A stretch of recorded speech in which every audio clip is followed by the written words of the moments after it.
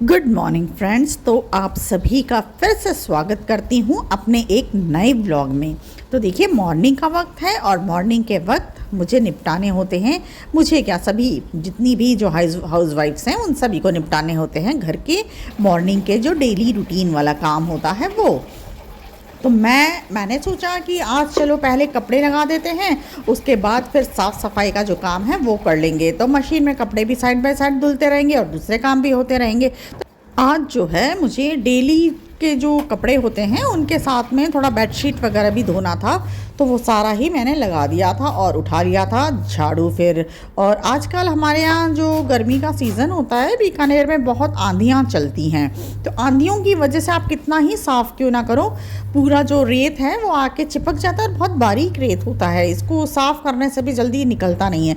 तो वही मैं हर चीज़ को झाड़ झाड़ के निकाल देती और काफ़ी रेत निकल रहा था, क्योंकि अगर सुबह साफ़ करो और फिर शाम को देखो तो वापस से उतनी ही रेत मिलती है डेली। मतलब तेज़ हवाएं चलती तो उसके साथ रेत भी काफ़ी उड़ता है, रेगिस्तान है हालांकि, तो रेत तो होगा ही।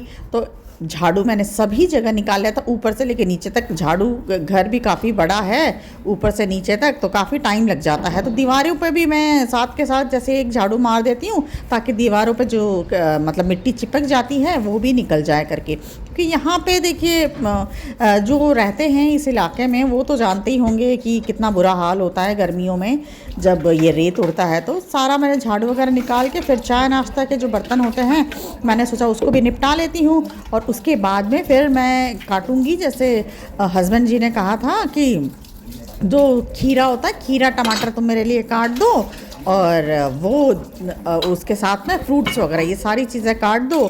और खाना खाने के जस्ट पहले तो नहीं खाते, 1 घंटा पहले वो ये सारी चीज़ें खा लेते हैं। तो देखिए, मैं कपड़े भी मतलब धूप में सुखा के आ गई थी, जैसे लौट धुलते जा रहे थे।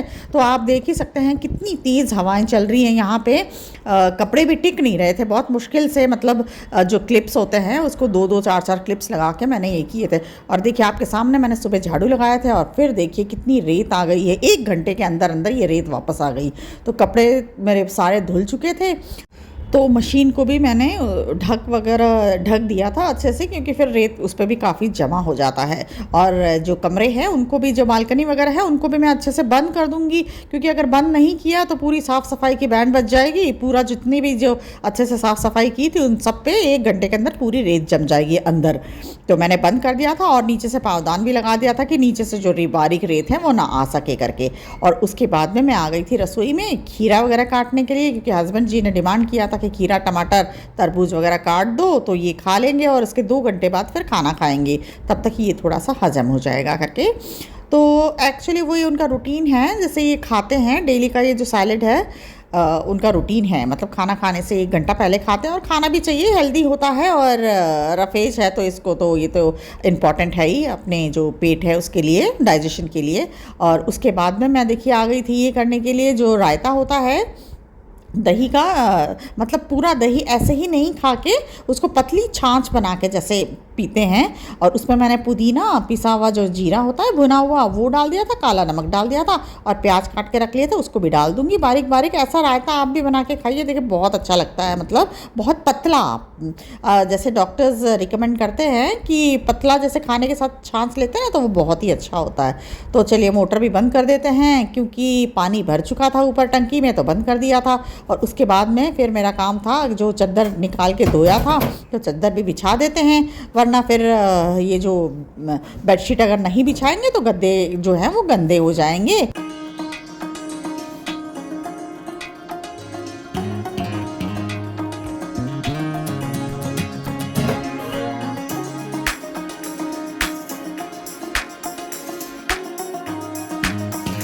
तो अब आ गई हूँ मैं रसोई में लंच की तैयारी करने के लिए। तो लंच में बनाना था करेले की सब्ज़ी, तो करेले को मैंने रात को ही काट के नमक हल्दी लगा के रख दिया था और सुबह धो के उनको अच्छे से पानी से निचोड़ लिया है। अब मैं इसको बनाऊंगी लोहे की कढ़ाई में। क्या टेस्टी करेले बने थे मेरे।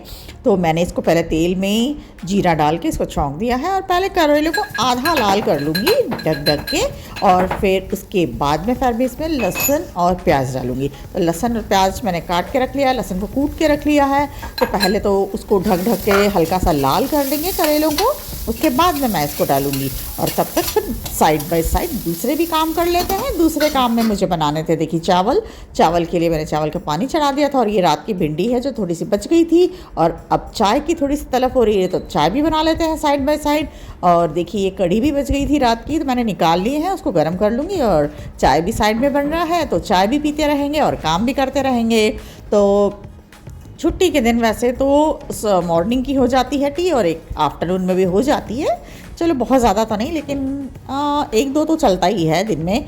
और ये मैं जो घड़ा है, इस घड़े में पानी पीने के लिए मैं भर के रखूँगी। अभी इतनी गर्मी हमारे यहाँ नहीं आई है कि मटके के पानी की ज़रूरत पड़े, तो अभी मटकी मैंने नहीं छानी है, मतलब मटकी में पानी अभी नहीं रखा है।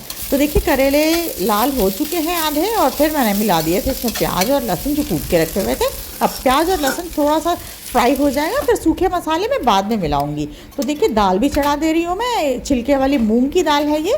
तो इसमें नमक हल्दी और टमाटर काट के मिला के मैंने दाल को भी चढ़ा दिया है। और देखिए ये जो करेले हैं इनको बीच बीच में हम चलाते रहेंगे, नहीं तो जल जाएगा। तो पानी भी मेरा खौल चुका था जो चावल बनाने के मैंने चढ़ाया था। तो चावल ऐसे मैं खुला बनाती हूँ, बहुत अच्छा लगता है। तो देखिए पीने का पानी जो है एक बाल्टी जैसे पहले हटा दिया था नहाने के लिए भी, तो नहाने के लिए भर दिया था। और उसके बाद में फिर पीने के लिए मैंने अलग से भर दिया था। नहाने के लिए जैसे हस्बैंड जी नहाने जा रहे थे तो वो ये बारिश के पानी से नहाते हैं, काफ़ी अच्छा लगता है। तो देखिए करेले की सब्ज़ी बन चुकी है और चावल भी लगभग हो चुका है, और कढ़ी को भी चलिए गरम कर देते हैं। दाल भी पक चुकी है, और यही लंच मैं बना के तैयार कर चुकी थी और ससुर जी को लंच करा दिया था। और मैं और हस्बैंड जी थोड़ा बाद में करेंगे क्योंकि उनका टाइम हो चुका था लंच करने का, तो उन्होंने लंच कर लिया था। और मैं और ससुर जी बैठ के अब कुछ बातें कर रहे हैं, जो भी घर का कोई जैसा डिस्कशन होता है तो हम दोनों मिलके कर लेते हैं। जैसा डिसीज़न वगैरह कोई लेना होता है, ये करना होता है, तो वही हम बैठ के बातचीत कर रहे हैं कि कौन सा काम कैसे करना है।